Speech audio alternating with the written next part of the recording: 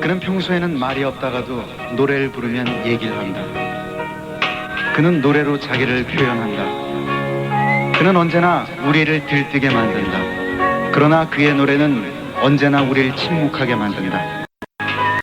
그는 우리를 사랑하고 우리 또한 그를 사랑한다.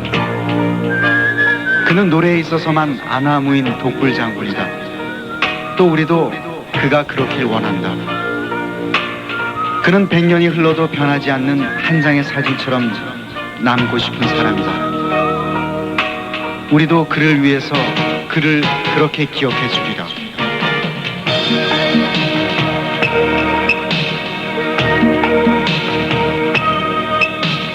머리진들에게 무대 소개하겠습니다. 음악생활 20년을 기념하는 뜻에서 조용필 등장, 이런 자리를 마련했습니다. 자, 조용필 씨 어서 나오세요.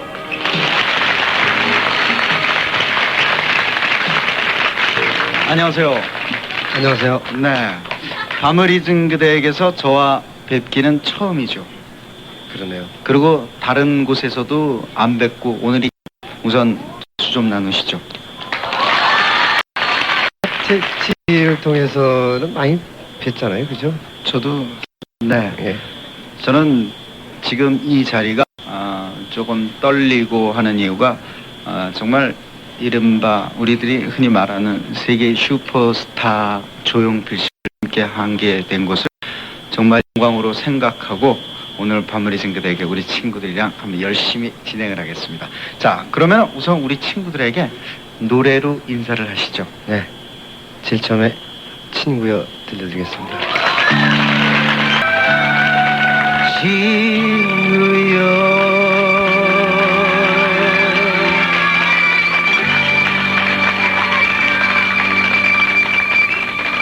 여러분들의 뜨거운 박수 소리와 그리고 조용필 씨의 뜨거운 열창이 끝났습니다. 자, 이 친구여 이 노래는 들을 때마다 제가 생각이 나는데요. 이 노래는 우리나라의 어떤 큰 행사 때마다 이렇게 예. 불려지는 노래인데 예. 조용필 씨가 처음 곡을 쓰실 때 나는 이 노래를 써가지고 꼭 어떤 행사, 큰 행사를 마련하기 위해서 이 곡을 부르겠다 하시면 뭐 그런 각오로 뭐 쓰시는 곡입니까? 그 제가 작곡한 곡이 아니었어요. 이거 이호준 씨가 작곡을 했는데. 아, 그렇습니까? 제일 처음에 이제 그런 어떤 이 노래를 테마를 그 어떤 친구여 그야말로 그 제목 그 자체로 한번 해보자 가 아니었나요? 네. 제가 그 연애 생활을 하면서 친구들도 많이 그 잃어버렸어요. 만날 수 있는 그런 그 기회 때문에. 그래서 이런 노래는 하나 그 내가 한번 노래를 불러야 되겠다 그런 생각을 했었는데 우연히 그 팩스뮤지카라는 것이 84년대 처음 생기면서 이 팩스뮤지카의 그 테마송이 친구여가 됐어요. 네. 두 곡이 됐었는데 하나는 아시아의 불꽃이 두 곡이 테마곡으로 돼서 그 다음에 어떤 그 큰 이벤트 쇼가 있을 때 항상 친구여가 등장이 됐어요. 네. 그런 네. 이 친구여가 그렇게 유명해졌군요. 조용필과 함께하는 밤을 잊은 그대에게 특집 조용필의 음악 인생 잠시 후에 계속되겠습니다. 조용필의 음악과 인생 20년 첫 번째 이야기. 내 청춘의 빈잔. 용필아 고생 많았다. 네 어머니께 뭐라고 감사해야 될지 모르겠구나. 어머니께서 애 많이 쓰셨을 거야. 아버지 아시면 둘 다 하면서 원래 주신 돈이란 말이야. 그런데 이렇게 연습시키고 얻어놓고 나니까 그래도 뿌듯하다야. 저 계세요? 누구세요? 여기가 용필 씨 연습실. 어머 용필 오빠. 영미 웬일이야? 오빠가 집에서 돈을 얻어서 서울로 올라갔다길래 저도 따라 올라왔어요. 부모님이 걱정하시잖아. 그래도 오빠가 객지에 나와서 고생하는 걸 생각하니까 잠이 와야죠. 야, 용필아, 나 좀 잡아보자. 저 누구냐? 옆집 살던 앤데 그냥 날 따라왔거든. 야야야, 보내버려. 조용필과 에드킨씨가 출범하는 야야 이 역사적인 순간에 여자의 한숨 소리라니. 야야 말도 안 된다. 야. 알았어. 영미야, 차비 있니? 있어요. 저 혹시 오빠 지금 배고파서 그러시는 거예요? 제가 돈 좀 모아가지고 왔는데 드릴까요? 아니야 됐어. 집에 내려가 봐야지. 부모님께서 걱정하시지 않니? 오늘 오후에 내려가라. 내가 기차 태워줄 테니까. 알았어요, 오빠. 용필아, 우리가 서울로 올라온 게 벌써 몇 달이니? 에휴, 이제 라면만 봐도 이가 근질근질한다, 야. 난 스프만 봐도 속이 메식거려. 무의도식에다가 기타줄만 두드리고 있으니 집주인 아줌마도 우리 한심하게 보실 거야. 한심하게 보는 것보다도 집세 떼일까봐 호시탐탐 우리의 고동을 살피실 거다. 우리가 행여나 도망이라도 갈까. 용필아, 기타줄만 손에 비도록 튕겨봤자 일자리 하나 나타나질 않고. 넌 더 버틸 자신 있냐? 난 더 이상 버틸 수가 없어. 한계야. 사실 지금까지 버텨온 건 무리였을 거야. 어디서 뭘 하든지 열심히 살자. 용필이 넌 할 만큼 했고 좋은 친구야. 안녕. 내 청춘의 빈장, 저희 KBS 드라마 금남의 집의 삽입곡이었습니다. 자, 조용필 씨, 예. 드라마 들으셨죠? 예. 아니 그때 왜 가출을 하셨습니까? 아니 부모님을 이렇게 설득시킬 방법도 있었을 텐데. 글쎄요. 감히 그때 부모님을 설득시킨다는 것이 저희들 감각으로는 도저히 생각할 수 없는 거기 때문에 네. 결국 나오고 말았습니다만 친구들 넷이 그러니까 짜고 나왔거든요. 아 그렇습니까? 전부 이제 집에서 전부 이제 반대하는 친구들만 어떻게 모여가지고 나왔는데 제일 처음에 저기 어딜 갔냐면 장팔이라는 데를 갔어요. 동네 이름이 장팔이에요. 네. 거길 가가지고 DMZ라는 미국 캠프 부대의 바깥에 있는 미군 클럽이에요. 네. 근데 이제 개런티도 없이 먹고 재워주는 것만 이제 해주는 걸로 하고 하루에 6스테이지를 쓰거든요. 그러니까 돈을 한 푼도 안 받으시고. 안 받죠. 그러니까 네. 집에서 이제 용돈을 모으고 이렇게 해가지고 네. 가져간 걸로 용돈 쓰고 그랬는데 네. 애석한 것은 하루 일했는데 그 다음 날 나가라고 그러거든요. 그 다음날요? 이건 정말 사실이거든요. 네. 왜냐하면 저희들이 한 대여섯 곡밖에 안 됐었어요. 근데 6스테이지를 서야 되는데 한 스테이지에 45분인데 15곡 하면은 한 스테이지 다 가요. 그러니까 똑같은 레파토리를 6번을 해야 되는 그런 거기 때문에 주인이 화가 나가지고 말도 못한 이걸 퍼붓죠 이제. 그래가지고 있는데 그 동네 또 이 건달이 주먹쟁이들이 와가지고 네. 서울서 왔다고 얼굴이 하얗지 않습니까? 네. 서울서 왔다고 소주값 좀 달래요. 그러니까 우리도 돈이 없는데요. 네. 예? 그러니까 못 준다 그러다가 싸움이 붙었어요. 네. 그뭐 싸움을 할 줄 아나요? 네. 그러니까 제일 처음에 드럼 치는 친구가 맞아가지고 이만큼 벗어요. 그래가지고 파출소로 뛰어들어가가지고 조용필 씨가. 아니죠, 드럼 치는 친구가. 나는 그래도 띄엄박질을 잘하더라고요. 그래서 그 친구가 자기 집으로 전화를 해가지고 그만 들키게 됐어요. 저희들이 어디 있는 거를. 네. 그 친구가 잡혀가고 그 다음에 세컨 기타 치는 친구가 잡혀가고 그 다음 베이스 치는 친구가 잡혀가고 나도 이제 잡으러 왔어요. 네. 근데 그때만 해도 한 3일 정도 걸렸었는데 둘째 형이 잡으러 왔는데 내가 그랬죠.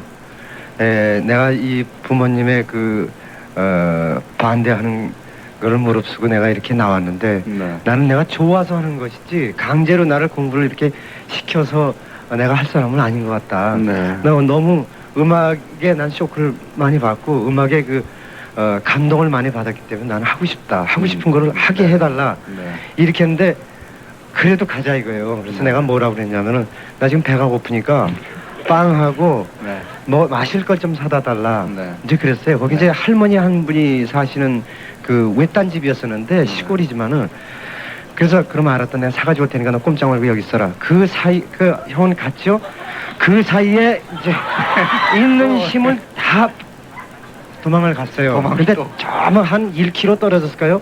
네. 조그만 야산이 하나 있어요. 근데 거기서 앉아서 신세 타령을 했어요. 아휴, 내가 차라리 서울을 갈까 아니면 내 혼자라도 어떻게 남이 팀에 어떻게 헬파를 해가면서 어떻게 좀 배워가면서 할까 이 생각을 하고 담배를 한 대 탁 폈는데 이제 그때 이제 어렸으니까 조금 그랬죠 내가. 담배를 한 대 딱 피고선 성냥이죠. 그때는 라이터도 없으니까 탁 에이 그리고 싹 버렸는데 조금 있다 보니까 옆에가 뜨끈뜨끈뜨끈 보니까 산불이 났어요. 거기서부터 또 도망갔어요 내가. 참 그런 기억이 있는데 제가 7월 달에 예정으로 했었는데 제가 실제적으로 제가 이걸 쓴 거는 이번이 처음 썼습니다. 일본이 곧 나옵니다. 한국에도 곧 나옵니다. 네. 조용필 혼의 노래해서 그 속이지 않는 솔직한 내 지금까지 어떤 역사라고는 거창하지만은 네. 그걸 나오는데 들려드렸습니다. 네. 조용필 씨 그러니까는 무슨 영화 주인공 같습니다. 그런데 말이죠. 네. 그런데 네. 그래가지고 조금 더 얘기해도 될까요? 가세요. 그런데요. 제가 이제 어디로 도망가냐면 모래사장으로 도망을 갔어요. 모래사장으로요? 근데 거기에 그 판문점이 바로 있는 데라서 그 무슨 한탄가인가요? 네네. 거기서 이제 모래사장에서 나는 안 되는구나 그래갖고 거기서 들어오는데 물론 이제 눈에서 땀도 나고 이제 그랬는데 그러다가 잠이 드는 모양이에요. 네. 근데 춥더라고요. 근데 누가 깨워요. 네. 보니까 미군 그 아저씨가 네. 군인 아저씨가 예. 뭐라고 그래. 내가 뭐 안해. 내가 영어를 잘했는데 잠결이기 때문에 내 영어를 못하는 그래서 정신을 차려보니까 집에 가라는 얘기예요. 그래서 형이 지금 아직까지 기다리고 있을까 아니면 그때 통행금지가 있었기 때문에 통행금지에 서로 올라갔을까. 그래서 이제 하숙집으로 이제 갔어요. 네. 갔는데 주머니에 돈은 좀 있으셨네요. 없었죠 이제. 또 뛰어가셨네요. 그래서 이제 12시가 넘어가지고 사람들한테 컴하니까 시골이니까 뭐 전기 뭡니까 그 등잔불이지 않습니까 그게. 네. 근데 거기서 들어갔는데 아무래도 저기 내 방에 들어가면은 이게 잡힐 것 같아요. 네. 그래서 그때 당시는 그 나무를 해가지고 이게 안방에 불을 떼는 데가 이게 아궁. 그래서 맞습니다 제가. 네. 왜냐하면은 그때까지 아직 그 군불이라는 게 있어가지고. 네. 그때까지 그 장작이 타고 있을 때니까 네, 열기가. 그 옆에서 이렇게 앉아서 쭈그려 자면은 따뜻할까 해서. 네.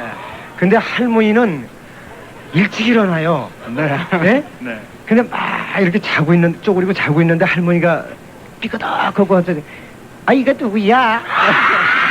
그래가지고 아이고 서울 학생 일어나. 지금 몇 시인데 여기서 자고 감기 들어요. 네. 방에 들어가요. 그래서, 우리 형 가셨습니까? 갔어 저렇게 저녁에. 그래서 이제 방을 들어갔어요. 방을 들어갔는데 빵하고 콜라 마실 거 하고 쫙 있어요. 근데 계속 근데 그 할머니가 야속한 게 누룽지라도 거기다 좀 남겨놔야 이거 좀 이렇게 좀 먹었는데 아무것도 없더라고요. 컴컴해서 찾지를 못하겠어요. 근데 얼마나 배고팠겠어요 그때. 근데 빵을 다 먹고 있는데 쪽지가 나와요. 근데 그게 참 눈물겨운 그런 편지인데 네. 형이 네가 그토록 너의 집념으로 그렇게 열심히 하려면 꼭 성공을 해라. 네. 그렇지 않으면은 도중 하차할 것 같으면 바로 집으로 와라. 언제든지 용서를 해주겠다. 네. 막 그런 적이 한번 있어요. 네. 보통 연예인들이 고생하면서 스타가 됐다고 하면은 흔히들 조용필 씨 얘기를 많이 하는데 정말 연예인의 교과서가 될 정도로 조용필 씨의 고생 얘기를 들어봤습니다. 자, 그런데 집으로 자기의 만족감, 행복감을 느끼고 집으로 들어가신 적이 있었습니까? 제가 68년도에 나왔습니다. 네. 그래가지고 75년도 8월 1일 날 들어갔습니다. 기억을 하시는군요. 예. 들어가셔서는 뜨뜻한 국에 막 따뜻합니까? 제가 어머니 집으로 들어간 게 아니고 네. 제가 집 마련해가지고 부모님을 모셨습니다. 효자이신 조용필 씨께 다시 한번 박수.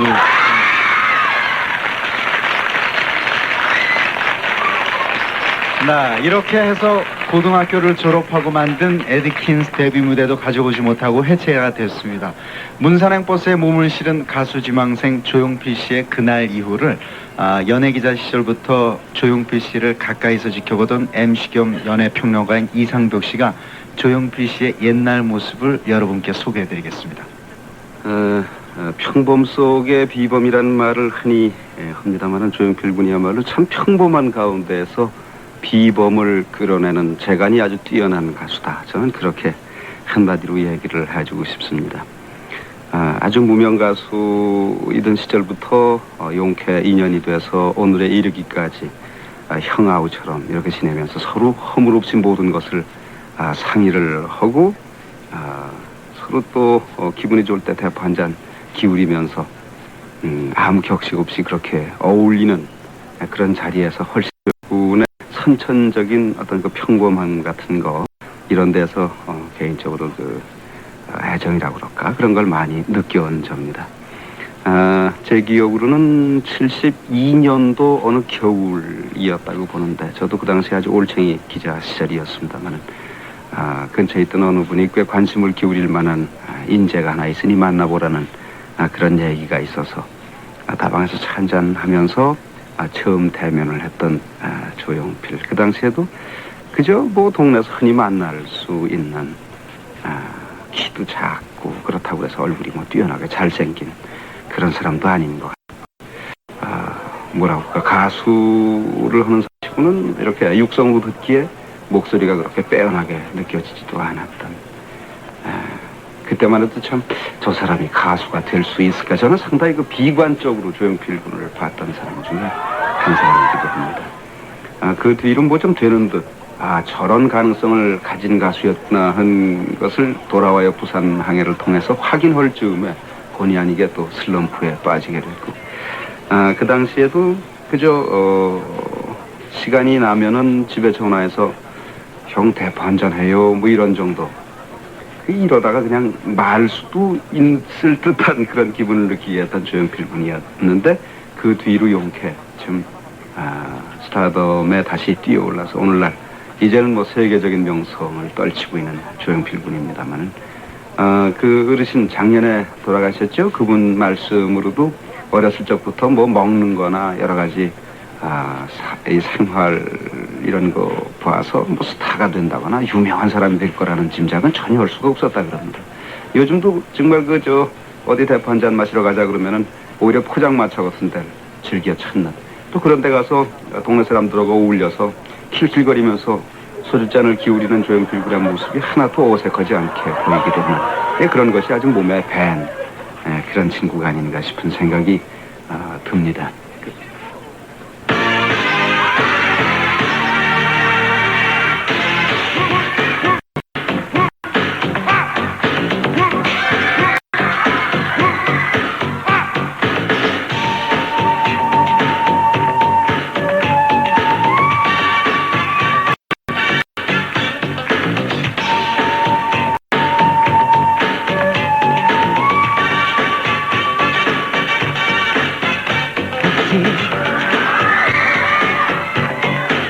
박지가 시작될 때 나는 하늘 무언가를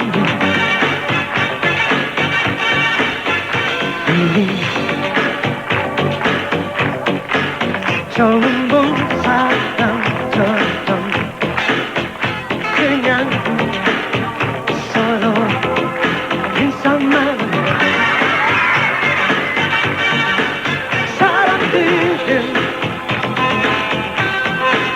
모두가 즐거워만 하는데 서로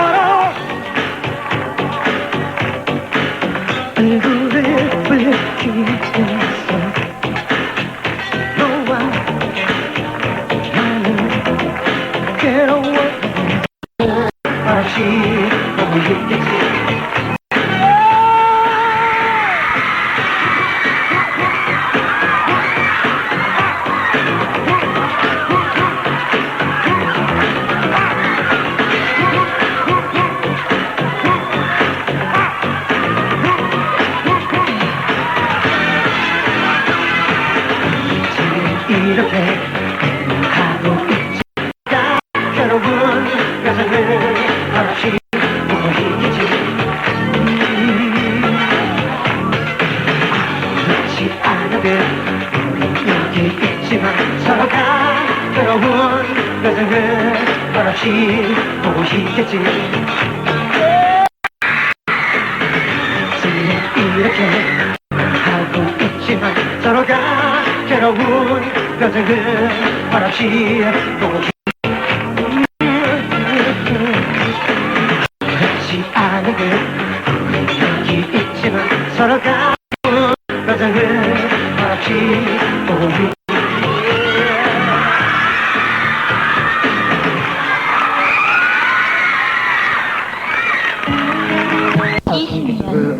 두 번째 이야기 돌아와요 부산 항해. 거기만은 찾아가 있는. 사장님 한 번만 도와주십시오. 전 정말 이 노래를 취입하고 싶습니다. 그래도 입 있다고 말하네. 작년에도 사랑의 자장가인가 아기 자장가인가 하는 노래를 취입해서 사람을 빗방석에 앉게 만들더니 또 노래 취입해? 다른 가수를 봐요. 여기저기서 야간업소다 방송국의 인기업에서 회사를 살리는데 자넨 도대체 뭔가? 내가 자네 뭘 믿고 또 판을 내줘? 그렇게 못하네. 저 여보, 그래도요 그동안 인연을 엮어온 정성이 갸륵한데 이번 한 번만 속는 셈 치시죠. 아, 내가 왜 속아? 그 조용필이가 가수지 사기꾼이야? 조용 말해봐, 가수지? 네, 저는 가수입니다. 그렇다면은 고생시키지 마. 자네가 취입했다는 그 노래 지금까지 한다 하는 가수들이 불렀다가 모두 실패하고 두산 뜬 노래 막말로 자네가 인지도 있나? 그렇다고 외모가 잘생겼나? 옛날에는 못났더라도 노래 하나만 잘 뽑으면 가수를 했어. 하지만 요즘은 영상시대야. 얼굴이 못나면은 제 아무리 꾀꼬리라도 가수로서는 0점이라고. 그러니까 뒤에서 묵묵하게 지내게 꼭 반을 내야만 가수는 아니니까. 그리고 자네는 독집 앨범도 있잖나. 그저 내 세금 장부 멈들게 한 독집 앨범 가보네. 아, 왜 안 가나? 사장님 한번 맡겨보십시오. 다 고양이한테 생선 가게를 말인가? 절 믿어주십시오. 자네가 그러지 않아도 난 절에 다녀. 사장님 정말 부탁입니다. 아이고, 나야말로 부탁하네. 저 여보 한 번만 하게 해줍시다. 저 요번에 여러 가수들이 그 옴니버스인지 뭔지 판을 낸다는데 거기다 한 자리 끼워주시면 되잖아. 실패하는 셈 치고 시켜봐요. 그럼 노래나 한번 불러보게. 에이, 짜증나게 별노래를 다 듣네 내가.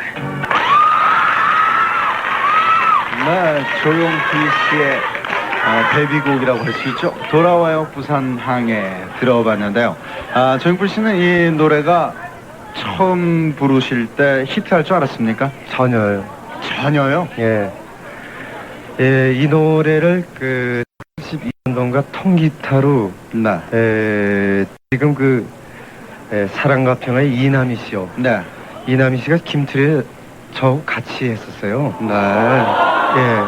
저하고 한 2년 정도를 같이 했었어요. 네. 거기에 최희철 씨하고, 최희철 씨는 뭐 얼마 전에 위대한 탄생에 쭉 있었습니다만, 이남희 씨하고 저하고 그 통기타를 치면서 네. 돌아요 부산항을 포크송식으로 먼저 취입을 한번 했었어요. 그랬습니까? 근데 이걸 트로트로 하려고 그러니까 조금 우리 감각으로 조금 조금 멀다고 생각을 했었어요. 네. 그래서 이걸 4분의 1을 4분의 4로 바꿔가지고 네. 그래 이제 엘레키 사운드로 해서 그때 처음으로 취입을 했던 거기 때문에 예. 근데 거기에 그 타이틀이 너무 짧아요라는 노래 있었어요. 네. 그 노래가 원래 타이틀이었었어요. 원래 타이틀이었습니까? 예. 근데 이것이 이제 그때는 통행 금지가 있어가지고 음악다방이 많이 있었거든요. 네. 근데 새벽다방이라고 있어요.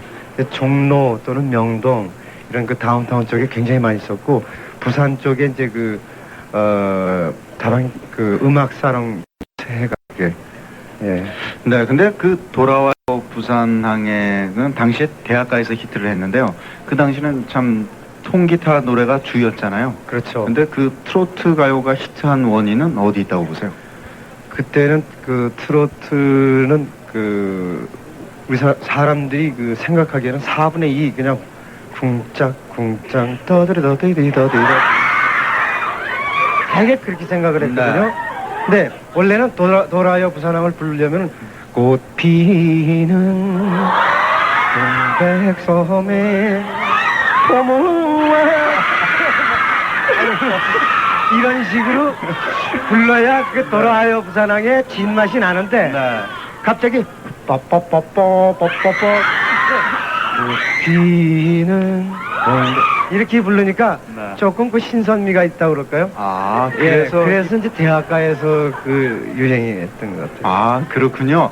그거 재밌는데요. 트로트 조용필 씨의 이 돌아와요 부산항해를 예. 그런 순수한 우리가 알고 있는 그런 예. 트로트로 불러도 그거 참 재밌는데요. 그러니까 다다다다 디디다다 디디다다다 군짜다 군짜 군짠짜짜 군짜 꽃 피는 네, 정말 재밌는 노래였습니다. 근데 그때 당시 가끔씩 이제 TV에 나오시던 조용필 씨의 외모를 보고 사람들이 보통 어떤 평을 하던가요? 그 일찍 좀 일어나라 그래요. 일찍 일어나라. 예, 항상 자다가 일어난 사람 같다고. 그래서 네. 예. 제가 기억한 어린 시절이었는데 예. 제가 기억나는 건 항상 나오실 때 나비 넥타이를 매시고 나오시더라고요. 까만 양복에다가 예. 나비 넥타이. 그거 하나밖에 없어요. 아니요. 부산에서 올라오실 때 아시지? 어떻게 또 옷을 또 그 하나밖에 없으셨습니까? 아니 그때 이제 사실은 되게 정정하라고 그러면 까만 옷에 까만 그 보타이를 네. 하는 것이 가장 정상적인 정장이에요. 아, 이번에 의상 뭐 입어요? 그러면 그거 까만 거 그거 입는 그 사람 그래. 넌 그거 밖에 없냐? 그래요. 그거 맛 없죠 뭐. 그거 아니면 하얀 거에다 까만 자켓만 바꿔가지고요. 네. 우리 친구들이 그리고 모든 분들이 조용필 씨를 좋아하는 게 특별한 음악 스타일이 없는 것 같아요. 어떤 곡을 조용필 씨가 노래를 불러도 다 소화해내고 다 잘 부르시기 때문에 우리 친구들이 좋아하지 않나 그런 생각이 드는데요. 그럼 여기서 가요 평론가 지명길 씨가 조용필 씨의 20년 음악 세계에 대해서 말씀을 해주시겠다고요. 자, 부탁드리겠습니다. 최근에는 그 샹송이나 깐소네 등 구라파 음악이 우리 음악하고 또 비슷하다고 해서 많이 각광을 받고 있습니다만 그때 당시 조용필 씨는 우선 칸추리를 시작을 했습니다. 그리고 69년도에 정식으로 구성되어 있는 파이브 핑거스라는 팀에 합류를 하게 됩니다. 처음에 만들었었던 애트킨스라는 자기 친구들과 만들었었던 그룹은 해체가 되고 파이브 핑거스에 들어가면서 소위 그 블랙 뮤직이라는 걸 접하게 되죠. 그때 한참 유행했었던 오티스 레이딩이라든가 제임스 브라운 혹은 그 윌슨 피켓 등의 노래를 하면서 바로 말하는 소울 음악, 그 소울이 강한 음악들을 접하게 되죠. 그리고 75년과 76년에 돌아와요 부산항해라는 노래가 발표됐는데 그때 이 노래는 복고조의 멜로디에 그룹 사운드의 락앤롤 스타일의 편곡이 돼서 어딘가는 언밸런스 같으면서도 밸런스가 맞는 현대판 트로트 계열의 노래가 발표됩니다. 그리고 그때 제일동포들의 모국 방문 성묘단이 들어오게 되죠. 그러면서 지방에서 바로 그 부산 지역에서부터 히트를 합니다. 해서 전국을 걸쳐서 아마 전무후무의 100만 매 이상의 매를 기록하게 됩니다. 그러니까 이미 그때 이제 탑스타의 자리에 올라서게 되는데 바로 그리고 그 다음에 77년 5월에 그 대마초 사건의 연루가 돼서 본의 아니게 77년 5월에 은퇴 공연을 하게 됐었죠. 이 은퇴 공연이 본인한테는 그 재기의 어떤 발판을 혹은 또 세계적인 가수가 되게끔 하는 어떤 발판이 됐다고 하는데 77년 5월에 은퇴 공연을 하고 나서는 시리에 빠집니다. 본인이 그래서 텔레비전을 보고 매일 친구들이 만나고 또 술을 마시고 이렇게 하면서 TV에서 우연히 흘러나오는 한오백년이라는 음악을 들었다고 합니다. 물론 우리 가라 한오백년 부르는 건 아니에요. 어느 날 TV에서 나오는 것을 보고 그가 깨달은 바가 있죠. 각성을 해서 판소리 테이프를 많이 준비를 해서 가지고 산으로 들어갑니다. 입산수도가 시작되는 거죠. 해서 그 판소리를 노래하면서 입에서 노래를 하면은 목에서 피고, 그러면 다시 또 소금물로 달래고 이렇게 해가면 드디어는 그 어떻게 말씀드릴까,